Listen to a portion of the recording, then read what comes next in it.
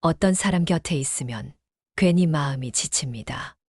그 사람이 딱히 나쁜 말을 한 것도 나를 괴롭힌 것도 아닌데 왠지 모르게 함께 있으면 내 삶이 자꾸 흐트러지고 마음이 무너지고 운마저 뒤틀리는 느낌이 듭니다. 사람의 기운은 말보다 먼저 마음을 흔듭니다. 눈빛 하나, 표정 하나, 아무렇지 않은 듯 내뱉는 말 한마디가 우리의 하루를 휘청이게 하고 삶 전체를 서서히 물들입니다. 어느 날 한 제자가 부처님께 물었습니다. 세상에 좋은 인연도 있지만 반드시 피해야 할 인연도 있다면 그것은 어떤 사람입니까? 부처님께서는 그에게 조용히 4가지 유형의 사람을 말씀하셨습니다. 그 사람 곁에 오래 머물면 결국 너 자신이 무너지고 만다. 우리는 종종 착한 사람이 좋은 사람이라고 믿습니다. 하지만 부처님은 말씀하셨습니다. 그 사람의 말이 아닌 그 사람의 마음이 가는 방향을 보라. 오늘 우리는 곁에 있으면 반드시 망하는 4가지 사람의 유형에 대해 이야기해 보려 합니다. 이 유형들은 지금 당신 곁에 있을 수도 있고 혹은 어느 순간에 내 모습일 수도 있습니다. 이 영상이 끝난 후 당신은 어떤 사람과의 인연을 맺어야 하고 어떤 사람과는 조용히 거리를 두어야 할지를 알게 될 것입니다. 그리고 무엇보다 자신의 마음을 스스로 어지럽히는 사람으로부터 자신을 지키는 법을 배우게 될 것입니다. 이른 아침 사와티 숲은 안개 속에 고요히 잠들어 있었다. 제자 안룡은 오늘도 일찍 눈을 떴지만 명상에 마음이 모이지 않았다. 그는 어제도 그저 평범한 대화를 나눈 것뿐인데 무언가 무겁고 찝찝한 감정이 마음 깊은 곳에 머물러 있었다. 그는 묵묵히 부처님 앞으로 나아갔다. 초록 이파리 사이로 내려앉는 햇살, 그리고 부처님의 눈빛은 언제나 그 자리에 있는 듯했다. 안룡은 조심스레 2 손을 모았다. 세존이시여, 제가 수행 중에도 자꾸만 혼란스럽고 마음이 어지럽습니다. 아무 이유도 없이 괜히 흔들립니다. 부처님은 그의 얼굴을 찬찬히 살펴보시고 잠시 침묵하셨다. 그리고 천천히 말씀하셨다. 너는 어제 누구와 어떤 이야기를 나누었느냐?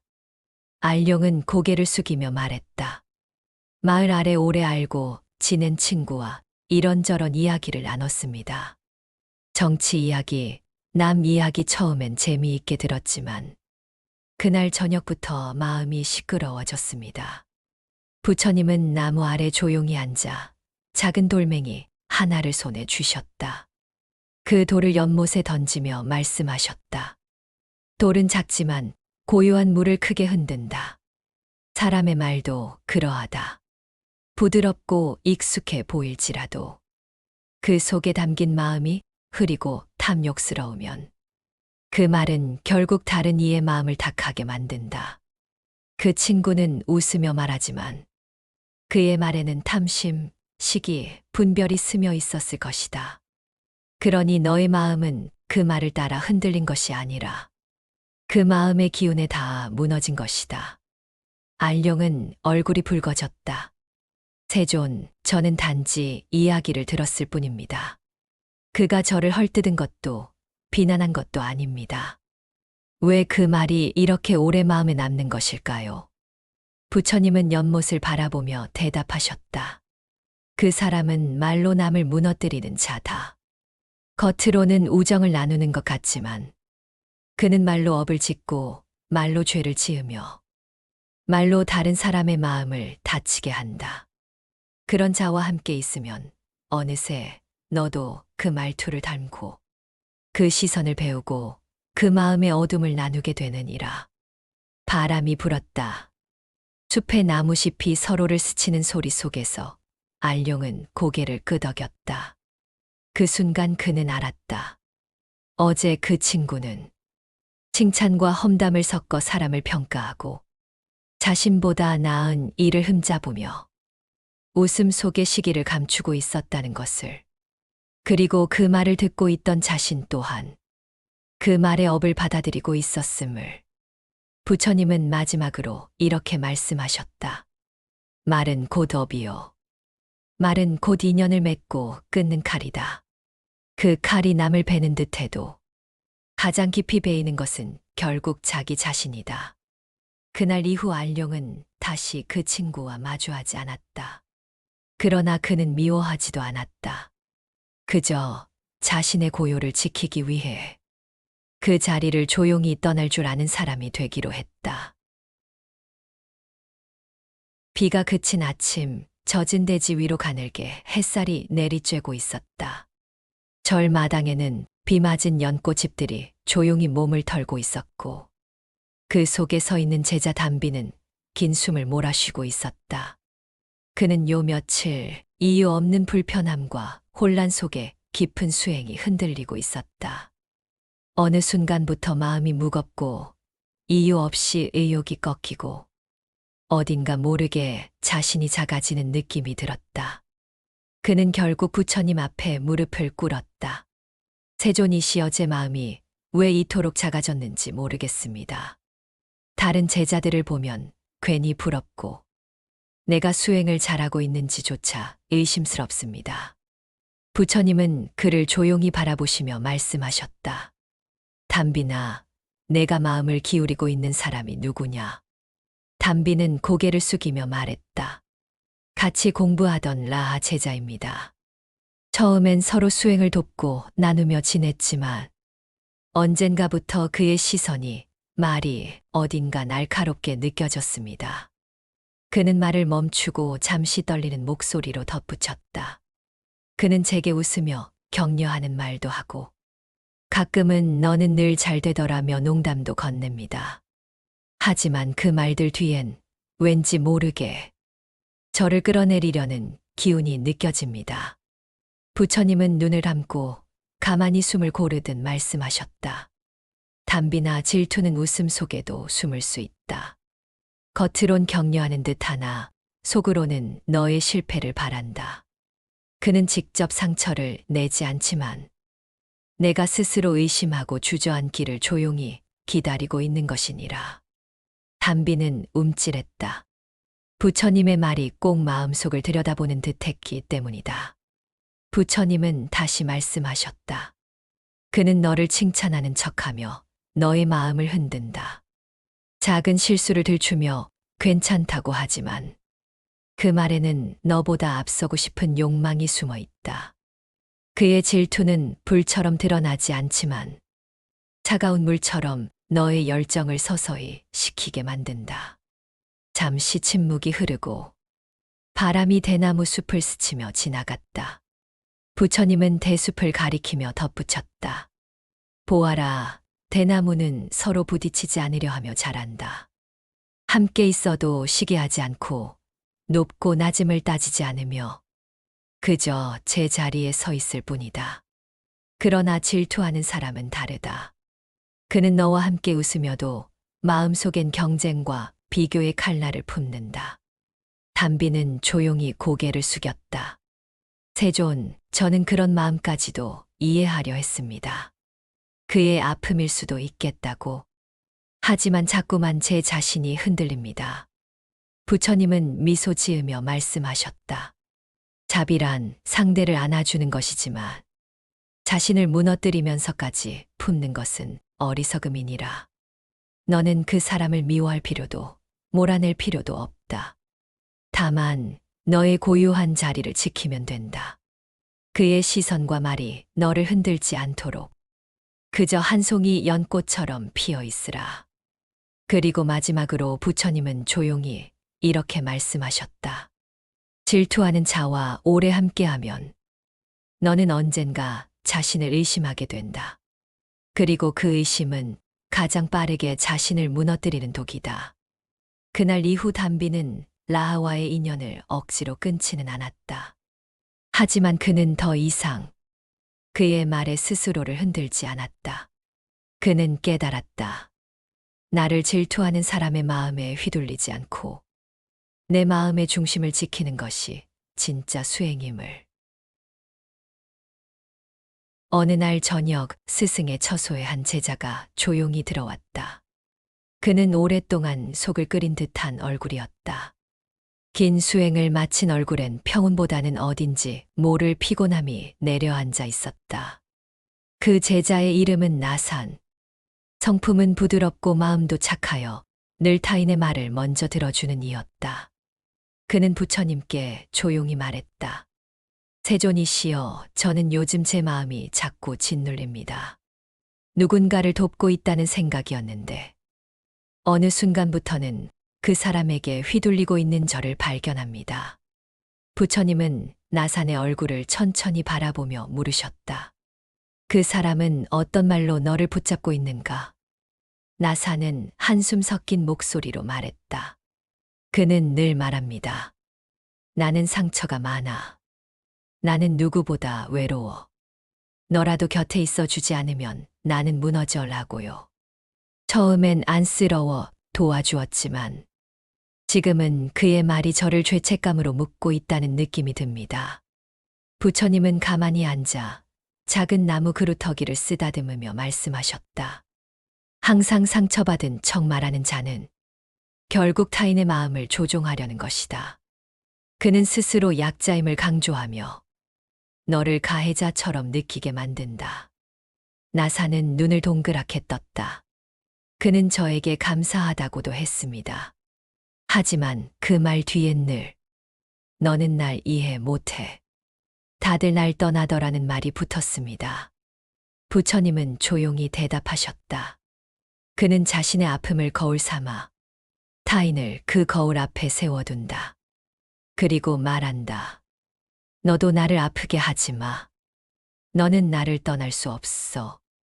이러한 말은 자비처럼 보이지만 그 속엔 두려움과 집착 그리고 조종이 숨어 있다.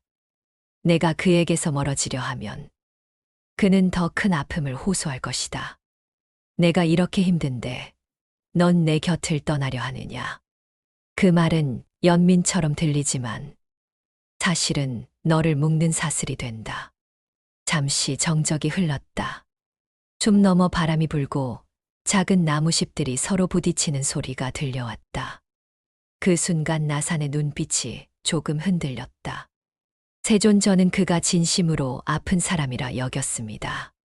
그런데 왜 제가 옆에 있을수록 힘들어지는 것입니까? 부처님은 고요히 대답하셨다. 그는 상처를 치유하려 하지 않고 그 상처로 누군가를 붙잡으려 하였기 때문이다. 그는 어쩌면 진심으로 아플 수도 있다. 하지만 스스로 치유하려 하지 않고 다른 사람의 사랑으로 버티려는 이는 결국 타인을 끌어내리게 된다. 자비는 약자의 손을 잡아주는 것이지만 스스로를 무너뜨려 희생하는 것은 지혜가 아니다. 나사는 그제야 고개를 끄덕였다. 그는 떠올렸다. 그 사람이 그에게 가장 자주 했던 말. 내가 아니면 안 돼. 그 말이 처음엔 감동이었지만 이젠 족쇄처럼 느껴졌다는 것을. 부처님은 마지막으로 이렇게 말씀하셨다. 항상 피해자인 척하는 자는 사랑을 말하며 죄책감을 요구한다. 그들과 오래 함께 있으면 너는 결국 너 자신을 잃고 만다. 그날 이후 나사는 조용히 마음의 거리를 두기 시작했다. 그 사람을 미워하지 않았지만 그 사람의 그림자에 눌리지 않기로 했다. 그는 깨달았다. 아픔을 나누는 것은 사랑이지만 아픔으로 사람을 묶는 것은 집착이라는 것을. 사원의 하루가 저물 무렵 붉은 노을이 대지 위로 길게 내려앉았다. 수행을 마친 제자 바리는 조용히 처소 앞에 앉아 긴 생각에 잠겨 있었다. 그는 사원에 들어온 지 오래지 않았지만 누구보다 열심히 배우고 묵묵히 수련을 이어가는 성실한 수행자였다. 하지만 요즘 그의 마음에는 풀리지 않는 찝찝한 의문이 하나 남아 있었다. 바리는 부처님께 조용히 다가갔다. 노을빛에 물든 부처님의 얼굴은 고요하고 따뜻했다. 그 앞에 엎드려 바리는 입을 열었다. 세존이시여, 저는 한 가지 의문이 생겼습니다. 사원 밖 마을의 상인 나지라는 사람이 늘 저에게 웃으며 좋은 말만 합니다. 필요한 것이 있냐 묻고 음식도 챙겨주고 언제나 저를 위하는 것처럼 보이지만 이상하게도 저는 그 앞에 서면 마음이 편하지 않습니다. 부처님은 조용히 고개를 끄덕였다. 그 사람은 너에게 무엇을 기대하더냐? 바리는 잠시 망설이다가 대답했다. 어느 날 그가 제게 조용히 부탁하였습니다. 자신의 아들이 사원에 들어올 수 있도록 도와달라고요. 저는 아직 계율도 배우는 중이라 아무 권한이 없지만 그는 제게 계속 다가와 좋은 말로 돌려 말합니다. 부처님은 눈을 감고 가만히 말씀하셨다. 겉으론 친절하지만 속으로는 이익만을 계산하는 사람은 자비를 흉내내어 욕망을 숨기려 한다. 그는 미소를 머금고 있으나 그 미소는 자비가 아니라 거래이며 그가 건넨 공손한 말과 물건들은 호의가 아니라 미끼이니라. 바리는 숨을 삼켰다. 그는 그제야 라지의 친절한 미소가 늘 어떤 계산과 연결되어 있었는지를 떠올릴 수 있었다. 자신이 기도하고 있을 때 그는 언제나 다가와 수행자답다고 말하며 칭찬했고 또한 자신의 부탁을 부처님 뜻으로 포장하여 은근히 밀어붙였다. 세존, 저는 그가 나쁜 사람이라고 단정 짓기 어려웠습니다. 하지만 그와 대화를 나눈 후엔 저 자신이 그저 이용당하는 도구처럼 느껴졌습니다. 부처님은 한 나무잎을 주어 손끝에 올려두며 말씀하셨다. 바리야, 진짜 자비는 너에게 아무것도 바라지 않는다. 진정한 인연은 너의 시간을 강요하지 않고 너의 마음을 조종하지 않으며 내가 기꺼이 마음 열 때만 고요히 함께하는 것이다. 그러나 이익만을 따지는 자는 항상 미소 속에 조건을 숨긴다. 그는 아무 말 없이 기다리는 듯 하지만 내심 너의 행동을 재고 너의 반응을 평가하고 있느니라. 바리는 고개를 푹 숙였다. 그럼 저는 그 사람을 멀리해야만 하나요? 부처님은 미소 지으며 고요히 대답하셨다. 멀리하되 미워하지 말라. 너의 마음을 지키되 그를 정죄하지 말라. 다만 너의 진심이 흘러나가지 않도록 경계를 하여라. 그는 내가 가진 신뢰와 시간과 자비를 자신의 이익을 위해 쓰고자 하는 사람이다. 그런 인연은 오래 갈수록 너의 마음을 다 쥐어짜고 결국 남는 건 공허함과 회한뿐이다. 그날 이후 바리는 라지의 말에 더 이상 흔들리지 않았다. 그의 호의에도 예의는 지켰지만 그의 기대엔 아무런 약속도 하지 않았다. 그는 깨달았다. 진심처럼 보이는 것도 이익을 따라 움직이면 결국 마음을 무너뜨리는 독이 될 수 있다는 것을. 지금까지 부처님께서 전하신 곁에 있으면 반드시 망하는 사람의 4가지 유형을 이야기했습니다. 말로 사람을 무너뜨리는 자, 질투로 사람을 흔드는 자, 피해자인 척하며 조종하는 자, 겉으론 친절하지만 속으론 이익만 따지는 자. 이 사람들은 모두 겉으론 평범하고 때로는 선해 보이기까지 합니다. 하지만 그들의 말과 기운은 서서히 당신의 중심을 무너뜨리고 당신의 수행과 일상을 흐리게 만듭니다. 부처님은 말씀하셨습니다. 누구와 함께하느냐에 따라 너의 업이 달라지고 너의 미래가 달라진다. 이 4가지 유형이 지금 당신 곁에 있지 않기를 혹은 당신 안에 있지 않기를 바랍니다. 우리가 살아가면서 만나는 사람들은 수많은 얼굴과 마음을 가지고 있습니다. 어떤 이는 우리의 빛을 밝혀주고 어떤 이는 알게 모르게 우리의 길을 어둡게 만들기도 합니다. 부처님께서는 늘 말씀하셨습니다. 사람과의 인연은 우리 삶의 씨앗과 같다. 좋은 씨앗은 꽃을 피우고 좋지 않은 씨앗은 잡초가 자라나니 너는 어떤 씨앗에 물을 주고 있는가? 오늘 이야기한 네 가지 유형의 사람은 바로 우리가 조심해야 할 잡초와 같습니다. 그들의 말과 마음은 처음엔 달콤하고 친절하지만 결국 우리의 마음과 인생을 갉아먹습니다. 그러니 우리가 할 일은 분명합니다. 먼저 그들을 미워하거나 증오하지 않고 그저 나를 지키는 지혜를 가지는 것입니다. 내 마음의 평화를 지키는 것이야말로 진정한 수행이며 삶을 건강하게 살아가는 길입니다. 지금 이 순간 당신 곁의 사람들을 돌아보고 스스로에게 묻기를 권합니다. 내 마음을 망가뜨리는 인연은 무엇인가? 나는 그들에게서 자유로울 수 있는가? 부처님께서는 우리 모두가 자신의 마음을 주인이 되어 바른 인연을 맺으며 살아가길 바라셨습니다.